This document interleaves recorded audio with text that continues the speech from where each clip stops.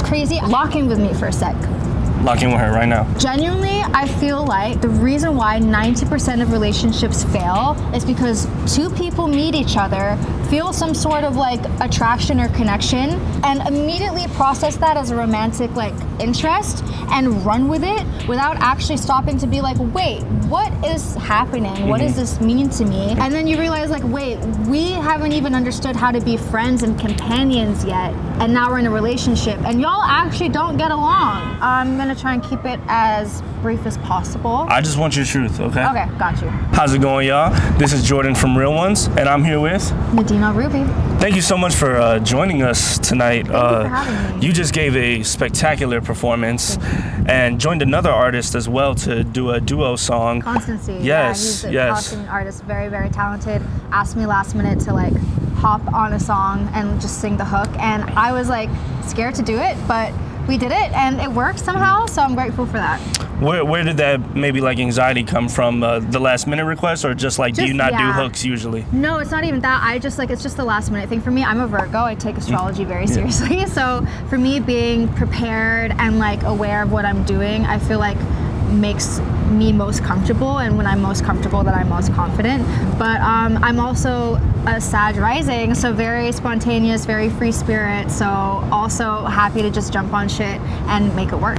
Right, that you're like living in that contradiction, but kind of just letting it play out. Big time, bro. Big time. Yeah, definitely. Yeah. So I've been listening to your music like crazy. I just want to say you're phenomenal. I love the sound. Thank you. And past the sound, I love the content. So I have to ask you, a recurring theme that I notice in your music is paying bills. You talk a lot about working. You talk a lot about having to pay bills and whatnot. And I want to hear your 2 cents on just like being an artist that's still, you know, I believe that you're like a very prominent musician, because obviously you're performing across the nation, right? This is your first time in Chicago. You're from New York, right? But what is it like to be an artist who is, you know, you're living your dream, but you're also living as a normal person? Bro, that's such a good question, and thank you for asking that and like for seeing that pattern, because it is a recurring theme in my work, because it's like very much my reality, and I feel like it's the reality for a lot of artists. I think the first thing that a lot of artists ask each other or like try to gauge when they're interacting is like, wait, what's your situation? Are you like doing this full time, or like are you really in it? I feel like my whole life I've been doing like a bunch of stuff and spreading myself very thin. Since young, I've had to learn how to hustle and utilize different skills to just like be able to invest in myself. You know what I mean? I think one of the worst things about, or like one of the scariest parts about being an artist is like the idea of letting go of all of that. Like in your head, you're like, oh, let me just like quit my job and do this shit full time. And if I do this shit full time, then it will pop, right? And that's like a great theory on paper, but in reality, like we literally have bills to pay. Like I'm paying rent, you know what I mean? Like I need to eat, I need to like get to and from different places. And aside from all of that, I need to pay for my mixes. Like I pay Facts. as much as I can, everybody I work with. Very lucky to have people who believe in me and are just down to collaborate and just do the shit sometimes. But like mostly you want to be able to like pay other creatives, because you're a creative and you know that like this shit is paying your bills. You want to be able to contribute to somebody else. You know what I mean? So that's like the reason why I'm like always working on shit outside of music, is because I want to invest back into the music. And I think if you're in a position to be able to do that, it's probably the best thing you can do for your career. And so many artists who I know who do have side hustles are like, the best thing I did for my art was not having to depend on my art for money. Because once you're depending on your art for money, it's like you got to do whatever to make shit pop, even if you don't necessarily align with it. You know what I mean? But if you're like stable, then you can make what you just love, and then whatever happens, happens. I love that. And if you don't mind me asking, are you like first, second, third gen? I would say first. Wait, what's first? So like my parents moved, and then my sisters were born. Okay, so first. Yeah. And you know, I'm actually third gen Mexican, but you know, a lot of us like potentially sometimes even have to help family and like do other things, especially if we live with them, you know, like domestic labor wise and stuff like that. So being an artist, on top of being a minority is like, it's very tough. It's laborious. The whole thing is laborious. Bro, that's so real. And it's like, you also, even if you're not supporting your family, you don't want your family to have to support you. Especially that like part. In minority families, they are already skeptical of whatever job you choose, because it's like, can you support yourself? Can you make money from this? And it's like, if you're like, I can do it, you know what I mean? And you decide to follow your dream anyway, you best not be asking them for shit, because you're just proving them. I thought you were a singer. I thought you were a performer. I thought you were doing good. I thought this is what you wanted to do. I thought you take pictures. You're good, right? That's so real. So it's like, go to the community college ASAP. Exactly. You better. So it's just really, I think being an artist is about making sacrifices, and it's about choosing what in your life you want to compromise to make your dreams come true. Definitely. Yeah. I definitely relate to that. Now, one project that I really loved from you, when it goes to the sound, when it goes to the content, when it goes to the format, and even the concept, is your freestyles too. I love that, and it's very flowy. It all goes into each other. What was kind of the inspiration about, wanting to put that concept together, and even the album cover is just fire. Thank you, man. So first of all, I have to shout out Javi Gutierrez, who is a wonderful, wonderful, non-binary, incredibly talented artist. I've worked with them for a while, for like a couple of artworks that I did. They also did Culture for me, another song that was produced by Thanks Joey. So yeah, we worked together a couple of times, and I love their work. And then for the idea, I have to shout out my old manager, Megatronic, who's a DJ, manager, artist herself, very talented. And when we were working together, I was like putting out a lot of freestyle videos. They were doing well, good traction. She had this idea. She was like, well, people are loving the videos. Why don't you just put them out on Spotify into a mixtape? So she got a friend of hers named John Vincent, who's the DJ, to kind of like mix everything together. And we put that into like one long 10-minute song. So for part 2, I love that idea, but for part 2, I was like, I kind of want to make it more accessible to the average listener who maybe doesn't want to hear 10 minutes of a song to hear their favorite freestyle. So I broke it up, but I still kept like the interludes and like little personal moments, because that's important for me. That's what made it so great. Thank you. I appreciate that. And like, it was so raw, but I think like that's why I called it a mixtape and not an album, because it's meant to be like very like, it is what it is. You know what I mean? We're just like rapping. It's just bars. It's just like literally 1 minute verses. Thank you. Just 1 minute verses, storytelling, talking your shit. And yeah, I enjoyed making it. So I'm happy you enjoyed listening to it. Thank you. Another song I love by you, and as a fellow creative, I feel like I definitely recognize your struggle in this, is Honey Butter. And there you speak a little bit about, to me, this is what I hear, a little bit of like lazy love, things of that nature. As a creative,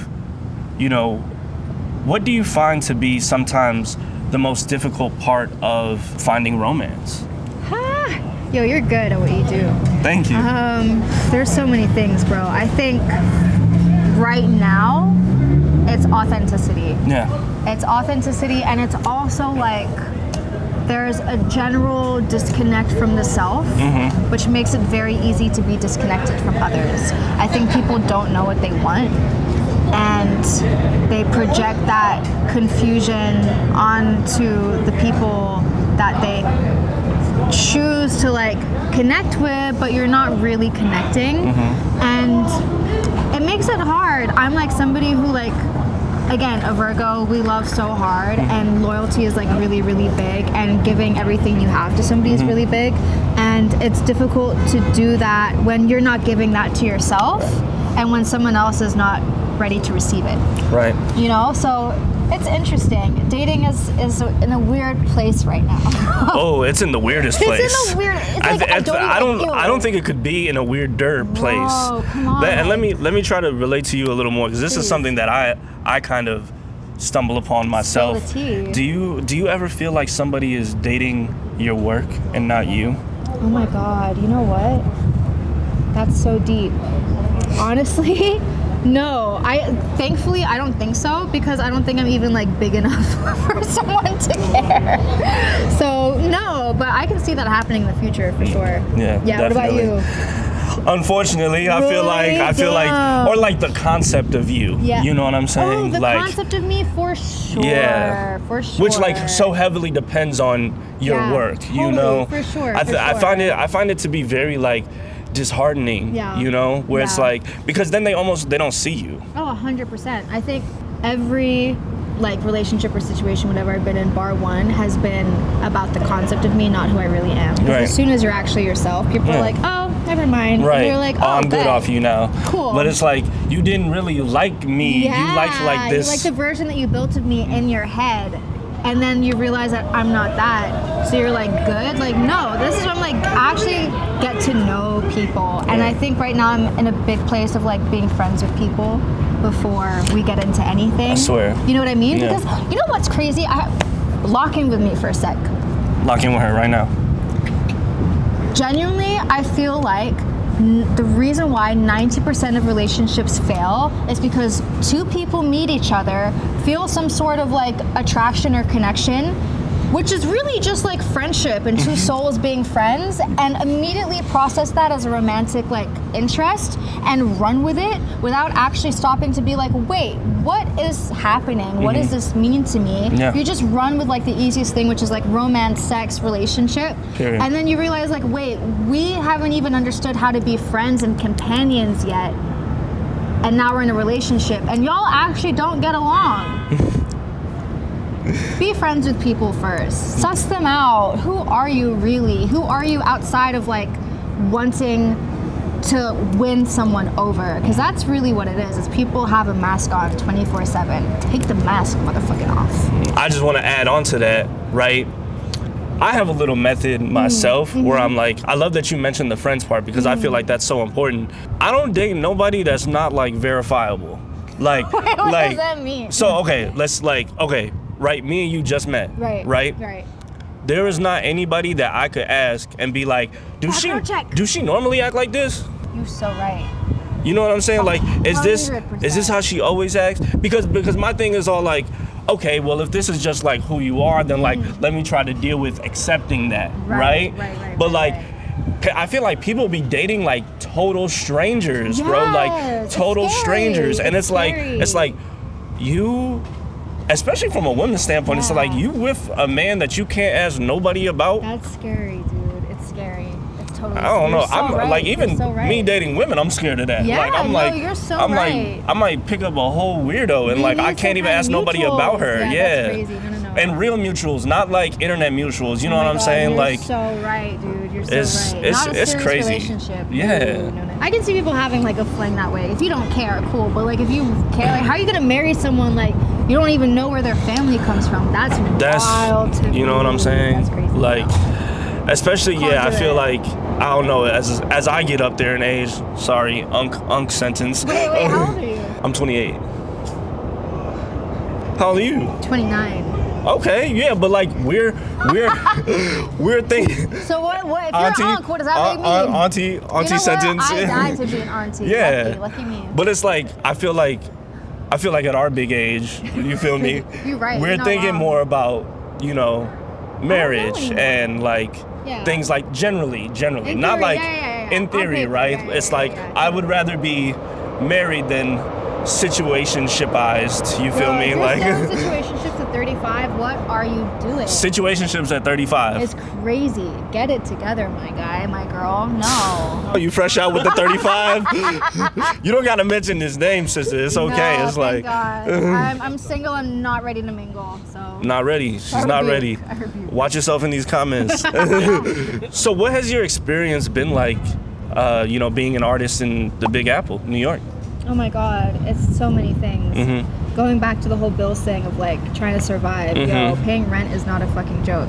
Currently working as a PA, production assistant on a TV show, which is great and I love it and it's so fun, but the 12 hour minimum days, not fun.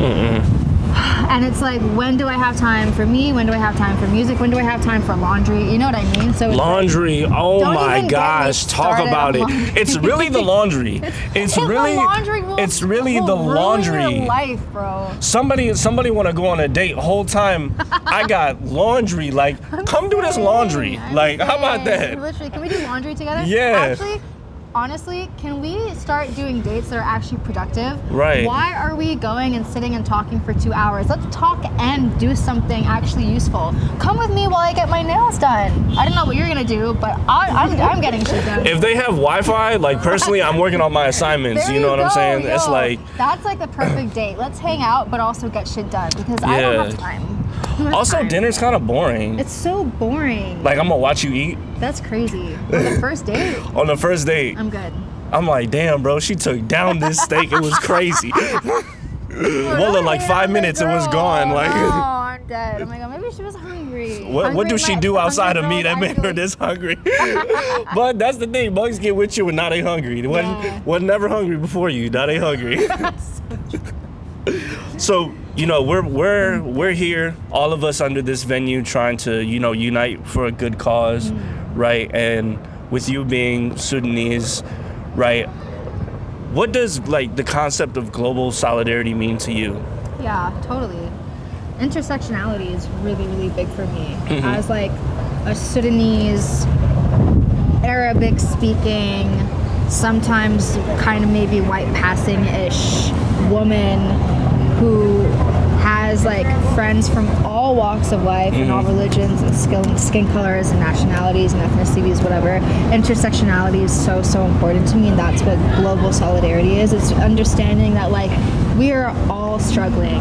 And I feel this way particularly like in the context of America, being like, yo, especially, I don't know when this is coming out, but like elections, the way that people are so locked in and focused on what's happening within their borders, I get it, but it's also like everything is so crazily interconnected that whatever is happening that you feel okay with here, there's shit happening outside that is eventually gonna come back and bite you in the ass. You know what I mean? So it's really about like, wait, no one is free until we're all free.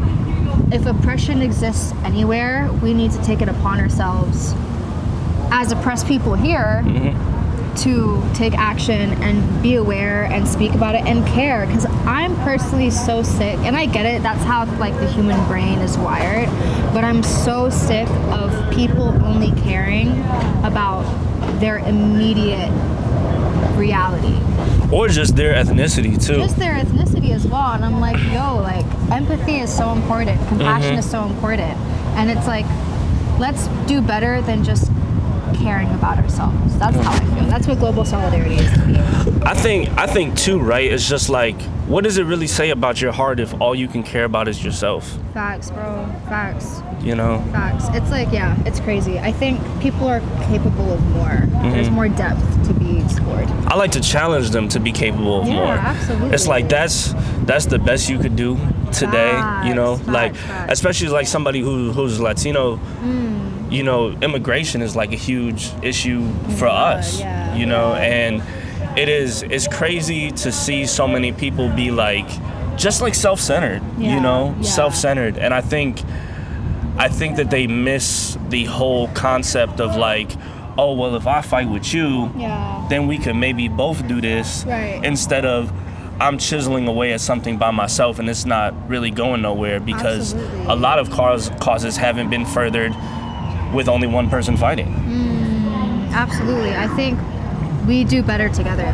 That sounds so corny, but it's like so true. No, but it's true. That's so true. It's true. Is there anything you want to plug? How can we help Sudan? How can we, you know, give them a shout out? Like, what can we do to help? Because I know, as a journalist too, you know, people often speak about what we see in Palestine right now with, you know, so many videos and pictures, right? But like, Sudan has a real media blackout. Yeah, and that is why the conversation around them is so quiet, unfortunately. You know, so what can we plug? What can we say? Where can we tell people to look to help Sudan? Thank you so much for that, and thank you to anyone who's watching. If you heard that and you were like, yes, I too want to know how to help Sudan, I appreciate you because you're the kind of person that we need. So I'm very blessed to be part of this organization called Nile Nights, and we're based currently in New York. What we do is we put on events that are fundraisers for Sudan. We bring Sudanese artists to perform. we recently had our last Now Nights of the season in New York at Baby's Alright, which is like an iconic venue, so we were very blessed to be there. And we are in partnership with an NGO. I don't want to call them that because that's not how they identify themselves, but you know what I mean. It's almost derogatory these days. Exactly, I swear. So an incredible organization called Sunduk al-Sudan, and they work to directly help people on the ground in Sudan, and any money that is donated to them, literally, like, it's crazy what they do. It's like such a holistic approach and a sustainable approach to actually helping people recover from the war. So if you're gonna do anything from this video, please follow Now Nights, please follow Sunduk al-Sudan, please follow BS on Blast, who regularly posts updates on what's happening in Sudan, and find more Sudanese friends. Like, go to Sudanese events, expand your Sudanese community. We're great people. We have fun. You know what I mean? Can confirm. Can confirm. So sweet. So yeah, that's pretty much it. Thank you. And also, please like, comment, share, subscribe to The Real Ones, because just from this conversation, let me tell you, they're real as fuck. So love that. Yeah. We appreciate you. We appreciate your time. Thank you. Chicago appreciates you. Thank you for blessing us with not only your performance but your presence. Thank you. You know, and Likewise. I hope you have a great trip back. And free Sudan. Free Sudan. And Palestine and Congo and the world. And everybody, really And the free world. and free everybody. Free the like people. we're tired of this. We're tired. Honestly. Okay. It's crazy. We're out, right? Yes. Okay, love.